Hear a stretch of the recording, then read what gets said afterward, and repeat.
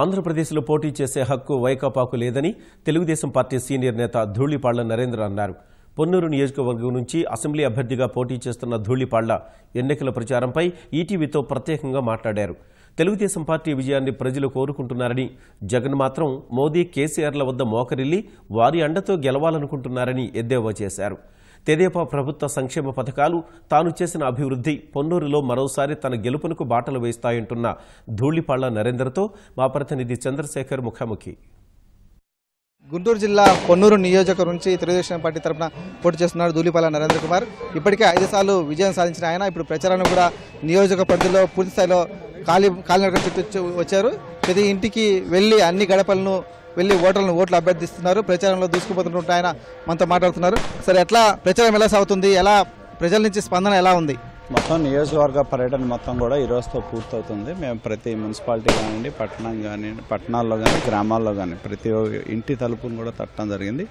ఈ ప్రభుత్వం హయాంలో జరిగిన అభివృద్ధి సంక్షేమ కార్యక్రమాలు ఏవైతే ఉన్నాయో అవన్నీ కూడా మేము గ్రామాల్లో తిరిగినప్పుడు గ్రామాల్లో జరిగిన అభివృద్ధి కార్యక్రమాల పట్ల ప్రజల సంతృప్తిని వ్యక్తం చేయడం జరిగింది. లబ్ధి పొందిన లబ్ధిదారులు ఎవరైతే ఉన్నారో వాళ్ళందరూ కూడా మాతో నడిచి మా వెంట ఉండి వారి యొక్క ఆశీస్సులు అందజేయడం జరిగింది.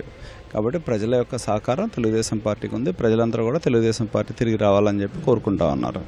వైకాపా నుంచి వాళ్ళైతే మాకు ఒక్కసారి అవకాశం ఇవ్వని చెప్పేసి అభ్యర్థి కావచ్చు లేదా ఆ పార్టీ నాయకుడు కావచ్చు, మాకు ఒక్కసారి అవకాశం ఇవ్వని చెప్పేసి ప్రజలు అభ్యర్థిస్తున్నారు. ఎట్లా చూడాలి దీన్ని?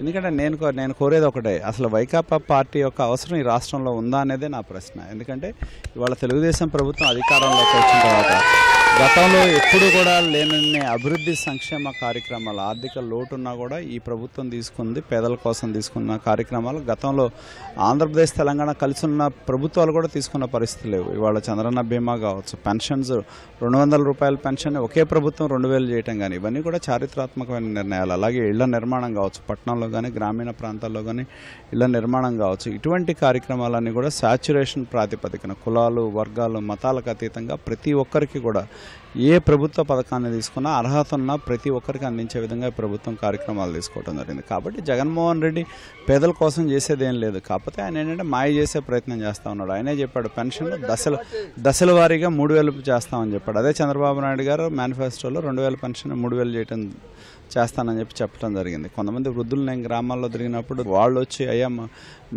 మీ ప్రభుత్వం వచ్చిన తర్వాత పెన్షన్ 2000 చేయటం వలన మేము ఆత్మ గౌరవంతో మేము మా బతుకులు మేము బతుకుతున్నామని చెప్తా ఉన్న పరిస్థితులు మనం చూస్తూ ఉన్నాం. కాబట్టి పేదల్లో, మహిళల్లో ఈ ప్రభుత్వ కార్యక్రమాలు ఒక స్పష్టత అనేది ఉంది. ఖచ్చితంగా పేద వర్గాల ప్రజానీకం తెలుగుదేశం పార్టీ వెంటే ఉన్నారు. జగన్మోహన్ రెడ్డి అవసరం ఈ రాష్ట్రానికి లేదు. ఎందుకంటే కార్యక్రమాలు చేయడంలో జగన్మోహన్ రెడ్డితో పనులతో ఇంకా కొత్తగా చేసేది ఏం లేదు జగన్మోహన్ రెడ్డి వచ్చి. కాబట్టి ఈ ప్రభుత్వం ఏ కార్యక్రమాలు తీసుకున్నా కూడా చేస్తుంది, అభివృద్ధి కానీ సంక్షేమ పథకాలు కానీ.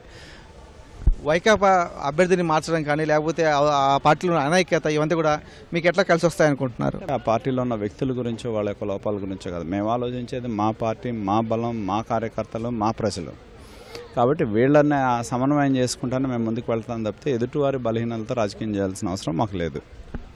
వైకాపా నుంచి జరుగుతున్నటువంటి కవింపు చర్యలు, కొన్ని చోట్ల పార్టీ కార్యకర్తలపైన దాడులు జరగడం రీసెంట్ కూడా జరిగింది, ఆటో డ్రైవర్ పైన దాడి, ఇవన్నీ ఎట్లా చూస్తారు, వాటిని ఎట్లా ఎదుర్కోబోతున్నారు? అంటే నేను అనేది ఏంటంటే వైకాపా సంబంధించిన కార్యకర్తలు, నేను ఎందుకంటే ఈ నియోజకవర్గం మొత్తం కూడా తిరిగాను. నేను పెదకాకాని గ్రామం లాంటి ప్రధానమైన ప్రాంతాల్లో కూడా తిరిగినప్పుడు నేను చూస్తూ ఉంటా చిన్న చదువుకునే స్కూల్ పిల్లల్ని వైకాపా జెండాలు బట్టి పంపించడం, మా చుట్టూ తిరగటం. అయినా కూడా మేము ఎప్పుడూ కూడా సమయం కోల్పోలే. ఎందుకంటే తెలుసు చిన్నపిల్లల్ని అడ్డం పెట్టుకొని నాయకులు రాజకీయం చేయాలని ప్రయత్నం చేస్తూ ఉన్నారు.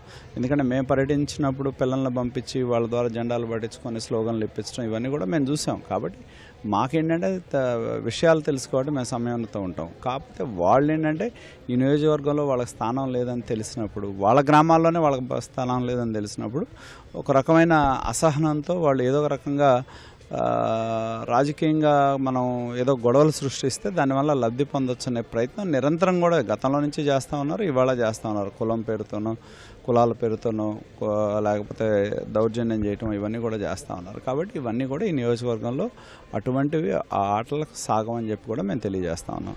తెలుగుదేశం పార్టీ మళ్ళీ అధికారం రావాల్సినటువంటి అవసరం ఏ మేరకు ఉందని చెప్పేసి ప్రజలకు చెప్తారు?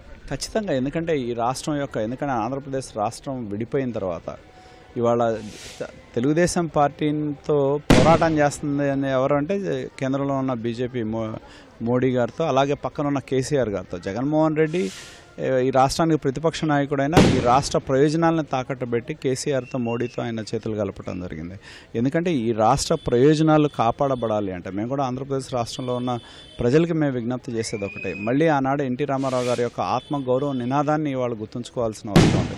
2019 ఎన్నికల్లో తెలుగువారి ఆత్మగౌరవాన్ని ఒక ప్రతిపక్ష నాయకుడిగా ఉండి కేసీఆర్ తాకట్టు పెట్టిన జగన్మోహన్ రెడ్డికి తరిమి కొట్టాల్సిన అవసరం ఉందని చెప్పి విజ్ఞప్తి చేస్తా ఉన్నాం. ఈ రాష్ట్రం యొక్క విస్తృత ప్రయోజనాలు కాపాడబడాలన్నా, మన బిడ్డల భవిష్యత్తు బాగుండాలన్నా, మన ప్రాంతాలు అభివృద్ధి చెందాలన్నా తెలుగుదేశం పార్టీ రావాల్సిన అవసరం ఉంది. ఎందుకంటే కేసీఆర్ యొక్క ఆలోచన ఒకటే, ఈ రాష్ట్రంలో కనుక తెలుగుదేశం పార్టీ అధికారంలోకి వచ్చి తిరిగి ముఖ్యమంత్రి చంద్రబాబు నాయుడు అయితే ఆంధ్రప్రదేశ్ యొక్క ప్రగతిని అడ్డుకోవటం సాధ్యపడదు. కాబట్టే కేసీఆర్ అడుగడుగున జగన్తో చేతులు కలిపి ఈ రాష్ట్రంలో రకరకాల సమస్యలు సృష్టించడానికి ప్రయత్నం చేస్తూ ఉన్నాడు. జగన్మోహన్ రెడ్డి చివరికి ఏంటంటే కియా కారు ఎవరు వచ్చారంటే మోడీ ఇచ్చారనే పరిస్థితి. అదేవిధంగా కేసీఆర్ ఈ రాష్ట్రం ప్రత్యేక హోదాకు సపోర్ట్ చేస్తాడు. ఎవరన్నా చిన్నపిల్లలు వింటే నవ్వుతారు కూడా. ఎందుకంటే చాలా సందర్భాల్లో ఈ రాష్ట్రానికి సంబంధించి ఎన్నో కేసులు, ఆస్తులకు సంబంధించి, నీళ్లకు సంబంధించి, నిధులకు సంబంధించి ఎన్నో తగాదాలు రెండు రాష్ట్రాలకు మధ్య నడుస్తూ ఉన్నప్పుడు ఏ విధంగా కేసీఆర్ ఈ రాష్ట్రానికి సహకరిస్తారు? కాబట్టి మేము ఒకటే ప్రజలకు తెలియజేసేది, వైకాపా పార్టీకి ఓటేస్తే మోడీకి వేసినట్టే, వైకాపా పార్టీకి ఓటేస్తే కేసీఆర్కి వేసినట్టే. ఈ గుంటూరు జిల్లాకు వస్తే వరుసగా 5 సార్లు గెలిచిన తర్వాత 6వసారి చాలా మంది ముఖ్యమైన నాయకులందరూ ఓడిపోయారు. కొద్దిగా ఆ సెంటిమెంట్ కొంత మీకు ఆందోళన కలిగించడం లేదా? అటువంటిది ఏం లేదు. ఎందుకంటే నాకు రాజకీయాల్లో మొదలుపెట్టినప్పుడు 2వ సారి వచ్చినప్పుడు ఈ నియోజకవర్గంలో 2వ సారి ఎవరు గెలవలేదన్నారు. 2 అయిపోయింది, 3 అయిపోయింది, 4 అయిపోయింది. పోయినసారి నా మీద పోటీ చేసిన ఆయన నేను పెదరత్తయ్య గారు లాంటి వాళ్ళని ఓడించానని చెప్పాడు. ఆయన ఏమయ్యాడో తెలుసు. కాబట్టి ఇవన్నీ ఏంటంటే ఇవి మేము చేసుకునే దాన్ని బట్టి ఉంటుంది తప్పితే మేము ఏ విధంగా ప్రజల్లో ఉంటాం, ప్రజల మధ్య ఉంటాం, ప్రజా సమస్యల పరిష్కారం ఎలా చేస్తాం, ప్రజల మధ్య ఉండే సంబంధాలను బట్టి ఉంటుంది తప్పితే ఏదో ఇది ఒక దీని కింద ఉండదనేది నా అభిప్రాయం.